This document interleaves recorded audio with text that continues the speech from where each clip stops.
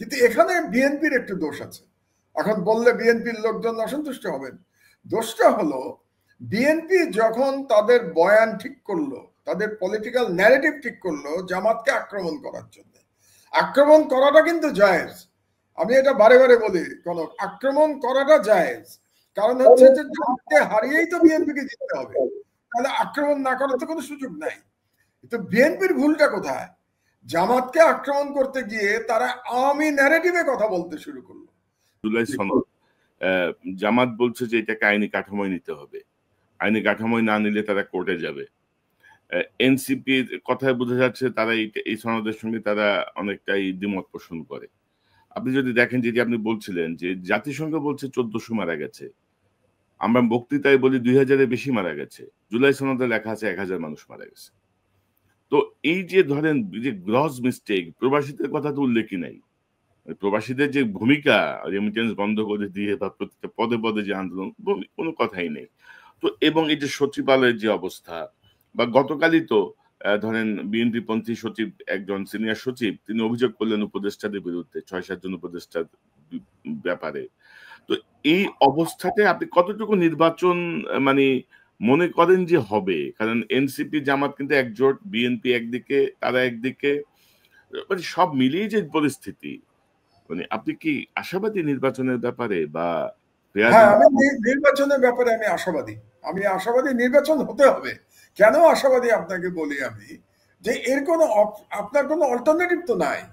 যেমন আপনার মনে আছে নিশ্চয়ই যে এই সরকার ক্ষমতায় আসার পরে আমি বলেছিলাম যে ডক্টর ইউনূস ছাড়া আমাদের হাতে কোনো অল্টারনেটিভ নাই প্রধান উপদেষ্টার। আপনার নিশ্চয়ই মনে আছে, এটা আমি একাধিকবার বলেছি যে আমাদের আর কোনো চয়েস ছিল না, ডক্টর ইউনূসই একমাত্র চয়েস ছিলেন বিভিন্ন কারণে, আমি আর সেই আলোচনায় যাচ্ছি না। তো এখনো কিন্তু ডক্টর ইউনূসের হাতে আবার নির্বাচন দেওয়া ছাড়া আর কোনো চয়েস নাই, ওনাকে নির্বাচন দিতেই হবে।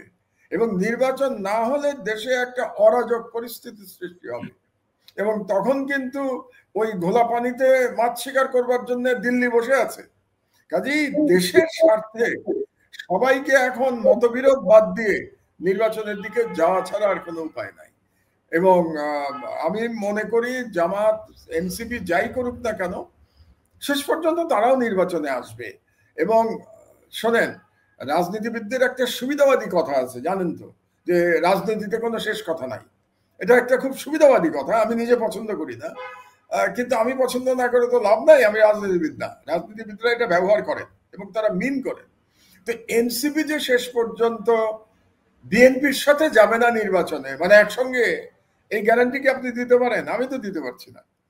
এমনও হতে পারে যে এনসিপির কেউ কেউ ভাবতে পারেন যে আমি যদি বিএনপির সাথে যাই তাহলে আমি ক্ষমতার সাথে থাকতে পারবো, সুতরাং এনসিপি বিএনপির সাথে কি বলে অ্যালায়েন্স করতে পারে। এবং আপনি দেখেছেন বিএনপির খুব প্রভাবশালী নেতা সালাউদ্দিন আহমেদ, তিনি বলেছেন যে জামাত ছাড়া আর সবার জন্য দরজা খোলা বিএনপির। তার মানে তিনি কিন্তু ইঙ্গিত দিয়ে রেখেছেন যে এনসিপি আসতে পারে তাদের সাথে। কাজে শেষ পর্যন্ত যদি এরকম একটা ব্যাপার হয় যে বিএনপির নেতৃত্বে একটা একটা অ্যালায়েন্স ভার্সাস জামাতের নেতৃত্বে একটা অ্যালায়েন্স, এর মধ্যেই কিন্তু নির্বাচনটা হবে। এবং এখন পর্যন্ত আমাদের যা ধারণা, বা আমরা মিডিয়াতে যতটুকু জানি, যা বুঝতে পারছি, তাতে করে ধারণা করা যায় যে বিএনপি ক্ষমতায় যাবে, অল্টারনেটিভ তো নাই। যেমন ডক্টর ইউনূসের অল্টারনেটিভ ছিল না, বিএনপির অল্টারনেটিভ নাই তো বাংলাদেশে, এটাই বাস্তবতা। কেউ কেউ বলতে পারেন জামাত অনেক শক্তি সঞ্চয় করেছে, আমি জানি না কতটা শক্তি সঞ্চয় করেছে। আমি বিশ্বাস করি জামাতের পপুলারিটি বেড়েছে। কত বেড়েছে পপুলারিটি? ওই পপুলারিটি দিয়ে তো কোনো আপসেট করার মতো সুযোগ নাই। আমরা যদি হিসাব করি, আপনি জামাত বাংলাদেশে কখনো 10%-এর উপরে ভোট পায় নাই। তো পপুলারিটি যদি ডাবলও হয়ে থাকে তাহলে জামাতের ভোট হবে 20%। তো 20% ভোট নিয়ে আপনি তো সরকারে যেতে পারবেন না। সুতরাং সরকারে যাওয়ার সম্ভাবনা বিএনপির অত্যন্ত উজ্জ্বল। তো সেই কারণে আবার আরেকটা কথা আছে, বুঝলেন, যে বিএনপির দায়িত্বও বেশি। কারণ যেহেতু বিএনপির সরকারে যাওয়ার সম্ভাবনা উজ্জ্বল, কাজে বিএনপির এমন কোনো ব্যবহার করা উচিত না যাতে করে নির্বাচন প্রশ্নবিদ্ধ হয়। এতে কিন্তু বিএনপি ক্ষতিগ্রস্ত হবে। এবং আমি মনে করি বিএনপির সমর্থক যিনি বলেছেন, একজন সিনিয়র সচিব, যে আটজন উপদেষ্টার কথা বোধহয় উনি বলেছেন। আমি মনে করি এই ধরনের কথা বলে বিএনপির উপকার হচ্ছে না, কারণ বিএনপিকে নির্বাচনে জিতে সরকারে যেতে হবে। তাহলে এখন থেকে তাদের এই বক্তব্যগুলির ব্যাপারে একটুখানি সচেতন হওয়া দরকার বলেই আমার ধারণা।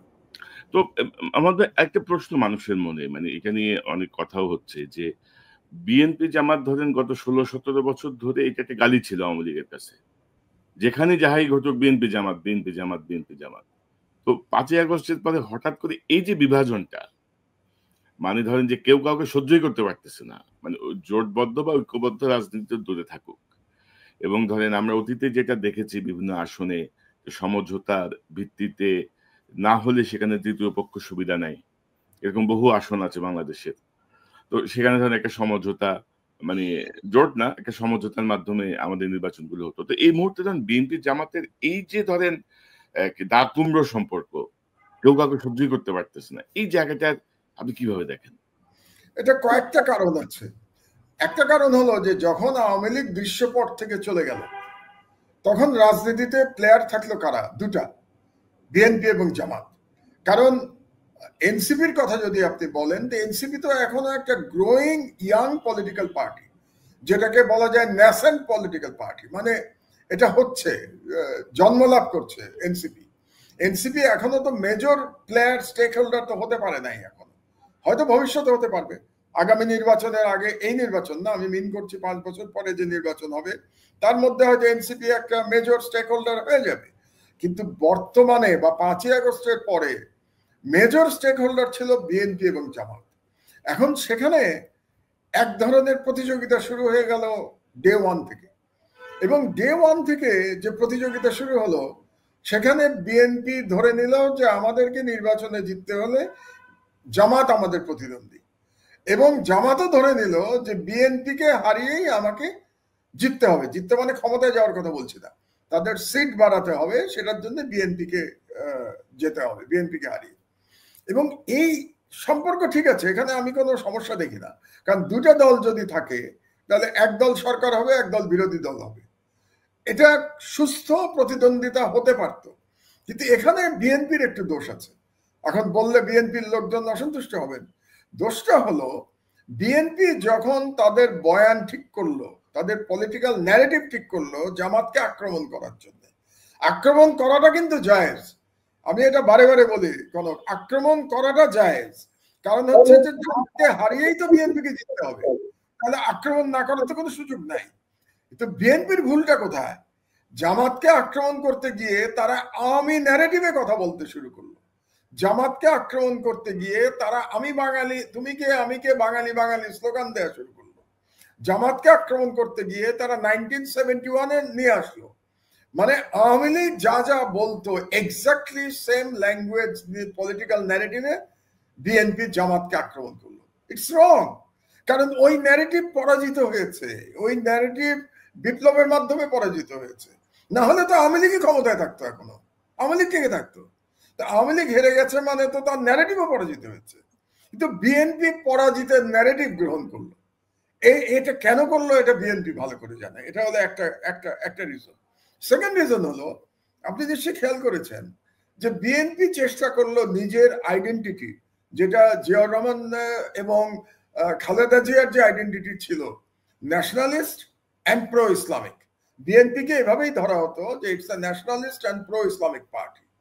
সেখান থেকে বিএনপি মনে করলো যে না, আমরা প্রো ইসলামিকে থাকবো না, আমরা ন্যাশনালিস্ট থাকবো, কিন্তু ন্যাশনালিস্টের ডেফিনেশনটা আমরা বদলে দিব, যেটা বাংলাদেশি ন্যাশনালিজম ছিল বিএনপির। বিএনপি তো সারা জীবন বাংলাদেশি ন্যাশনালিজমের কথা বলেছে। আমরা বলেছি, আমরা যখন বিএনপি পন্থী পেশাজীবী পেশাজীবী রাজনীতি করতাম, আমরা বারে বারে বলেছি আওয়ামী লীগ হলো বাঙালি জাতীয়তাবাদী, এবং আমরা, মানে আমি বিএনপির কথা বলছি, আমরা হলাম বাংলাদেশি জাতীয়তাবাদী। শহীদ জিয়ার বাংলাদেশি জাতীয়তাবাদের আদর্শ ধারণ করি আমরা। কিন্তু বিএনপি বাঙালি জাতীয়তাবাদকে নিতে গেল। খুবই আশ্চর্য বিষয়, বিএনপি 5ই আগস্টের পরে বাংলাদেশি জাতীয়তাবাদ থেকে সরে তারা বাঙালি জাতীয়তাবাদের দিকে সরে গেল। এবং এই কারণে আপনি দেখবেন যে আগে যে বাম বা সফট বাম, দুই রকম, এক রকম হচ্ছে কট্টর বাম আর এক রকম হচ্ছে সফট বাম, এরা সবাই কিন্তু ভারতপন্থী। বাংলাদেশে বাম রাজনীতি প্রধানত ভারতপন্থী রাজনীতি, দিল্লির দালাল রাজনীতি তাদের। এই গ্রুপটা বিএনপির কাঁধে সওয়ার হলো, কারণ তাদের তো সওয়ার হওয়ার কোনো জায়গা নাই। এর আগে তারা সওয়ার হয়েছিল আওয়ামী লীগের কাঁধে, আওয়ামী লীগ তো নাই, আওয়ামী লীগ না থাকলে কার কাঁধে সওয়ার হবে? তো তারা বিএনপির কাঁধে সওয়ার হয়ে গেল এবং বিএনপি তাদেরকে অ্যাকসেপ্ট করলো। আপনি দেখবেন বিএনপির নানা রকম সভা টভার মধ্যে দেখবেন যারা আগে আওয়ামী লীগের গুণগান করতো, যে সমস্ত টক শো স্টার কিংবা অন্যান্য লেখক টেখক যারা আগে আওয়ামী লীগ হাসিনার গুণগান করতো, তারা এখন বিএনপির গুণগান করছে। তো এটা করতে গিয়ে একটা নতুন রাজনৈতিক মেরুকরণ হলো এবং রাজনৈতিক মেরুকরণে বিএনপি ক্রমেই বামের দিকে সরে যেতে শুরু করেছে। মানে তারা সবসময় বলে আমরা একটা মধ্যপন্থী দল, কিন্তু এতদিন বিএনপির পরিচয় ছিল মধ্যপন্থী রাইটিস্ট পার্টি, এখন হচ্ছে মধ্যপন্থী লেফটিস্ট পার্টি। তো যখন লেফটিস্ট পার্টি হয়ে গেল, তারা সরাসরি জামাতকে আক্রমণ করলো আওয়ামী লীগের ভাষায়। তো সুতরাং এই যে তিক্ততা সৃষ্টি হলো, এই তিক্ততা সৃষ্টি হওয়ার জন্য বিএনপির দায়টা বেশি জামাতের তুলে। অনেকে বলতে পারেন জামাতেরও তো দায় আছে, জামাত যখন চাঁদাবাজির কথা বলে তখন তো তারা বিএনপিকে মিন করে যে আমরা চাঁদাবাজি মুক্ত রাজনীতি করব, তার মানে বিএনপিকে মিন করে। তো আমার কথাটা হলো যে বিএনপি এটাকে গায়ে নেবে কেন? চাঁদাবাজি বললেই কি এটা বিএনপি বোঝায় নাকি? চাঁদাবাজি তো সবাই করতে পারে। এনসিপিরও তো আমরা অনেকে দেখলাম চাঁদাবাজির, তাদের উপরেও তো চাঁদাবাজির অভিযোগ এসছে। অভিযোগ কেন, প্রমাণিত হয়েছে, কোন বাড়িতে চাঁদাবাজি করতে গিয়ে ধরাও পড়েছে। তো এই কারণে যেটা সুস্থ প্রতিদ্বন্দ্বিতা হওয়া উচিত ছিল আগামী ইলেকশনের জন্য, সুস্থ প্রতিদ্বন্দ্বিতার বদলে এটা তিক্ততার দিকে চলে গেল। এখন আমার মনে হচ্ছে, সেদিন আমি তারেক রহমান সাহেব একটা কথা বললেন কদিন আগে, এটা শুনে আমি একটু একটু কি বলবো, মানে একটু অ্যাসিওর্ড বোধ করছি। কারণ তিনি কি বলেছেন যে আমরা প্রতিদ্বন্দ্বিতা করব, আমরা বক্তব্য দেব, কিন্তু এমন যেন রাজনীতি না হয় যাতে মুখ দেখা দেখি বন্ধ হয়ে যায়। এটা কিন্তু বলেছেন উনি, এক দুই দিন আগে উনি বলেছেন। আমি মনে করি যে অন্তত লন্ডনে বসে উনি এটা বুঝতে পেরেছেন যে মুখ দেখা দেখি যদি বন্ধ হয়ে যায় তাহলে দেশের জন্য এটা ভালো হবে না, গণতন্ত্রের জন্য ভালো হবে না। কিন্তু দুর্ভাগ্যের বিষয় হলো বিএনপির বেশ কিছু নেতা যারা বাংলাদেশে আছেন তারা এটা এখনো বুঝতে পারছেন না। তাদের ল্যাঙ্গুয়েজ কিন্তু ওই দিকেই যাচ্ছে, মুখ দেখা দেখি বন্ধ হওয়ার মতো ল্যাঙ্গুয়েজে গেছে। তো কাজেই ওই যে আমি একটা লেখায় লিখেছিলাম যে জবানে লাগাম দিন, তো এদের জবানে একটু লাগাম দেয়া দরকার। তো সেটা যদি তারেক রহমান বুঝে থাকেন, আমার মনে হয় তিনি নিশ্চয়ই মেসেজ দেবেন তার নেতাদের, ঢাকা বা বাংলাদেশের নেতাদের, তাহলে তাদের হয়তো কিছুটা সম্বিত ফিরবে।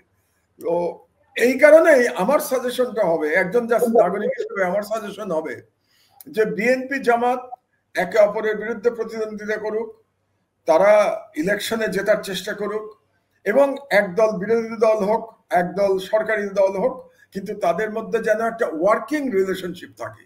ওয়ার্কিং রিলেশনশিপ না থাকলে কিন্তু আমাদের গণতন্ত্র হুমকির মুখে পড়বে।